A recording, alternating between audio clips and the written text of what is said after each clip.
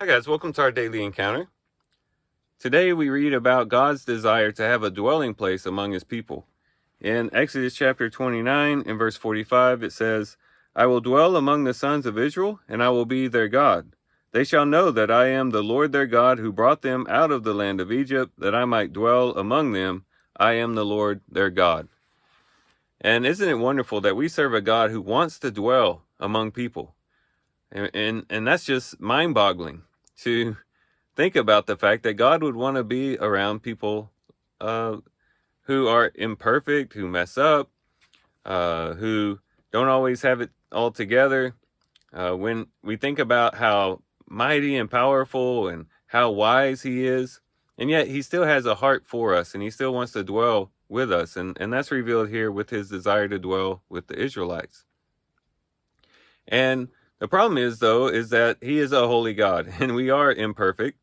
And so, as we see, he's not going to just directly dwell in their presence, that is, not his full manifested presence, but he would dwell inside of a tabernacle hidden from the people, on the mercy seat there in the Holy of Holies, tucked away behind the holy place, which was hidden from the outer court. And then they had this priesthood system, this priest system that with the high priest and the sons of Aaron. And then you'd have, we find out later that the tribe of Levi is going to serve the priest. And you have all these sacrifices, the sacrificial system, in which people could only approach God with these sacrifices and offerings. Even the high priest himself, the most holy person in the nation, could only enter into God's direct presence once a year. And even then, there was a long process. We'll read about that in the book of Leviticus. But you can see having God dwell among them was a bit complicated. And that was really revealed at Mount Sinai, right? Because God did manifest himself, but he was so holy that people couldn't approach him. And so he's got this tabernacle to kind of veil himself from the people, but still be able to dwell with the people. The beautiful thing is that in the New Testament, the problem is solved. Jesus Christ makes the way in which we can now fully approach God, and we can live in God's direct presence. The book of Hebrews brings this out quite clearly. It says that there's this new and living way that's been inaugurated for us through Christ, through the veil, that is Christ's flesh. Through his death, we now have access to God, no longer having to go through sacrifices, no longer having to go through a priesthood, no longer having to go through a physical building or tabernacle to get into God's direct presence, but we get to enjoy it each and every day. And it's based upon the blood of Christ and the position that he's given us. And so everywhere that we go is basically holy ground because the presence of God goes with us. And so we ought to take that to heart. And the Apostle Paul uses this in 2 Corinthians chapter 6, and he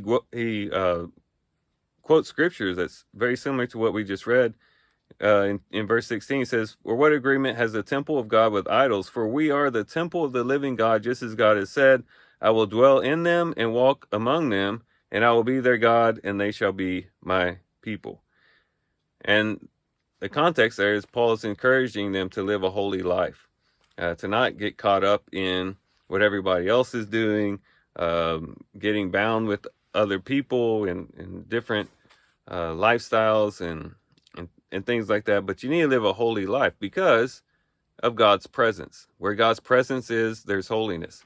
And so everything that we say, everything that we do, everywhere that we go, we need to remember that God is with us. And we want to live a holy life, a pure life, because he is with us. And this is a great privilege that we have to be able to walk in the presence of God. This is something that not everyone has been able to do and was very difficult to do under the old covenant, but now has been opened up to us in the new covenant. And it's something we should take very seriously and at the same time enjoy as well.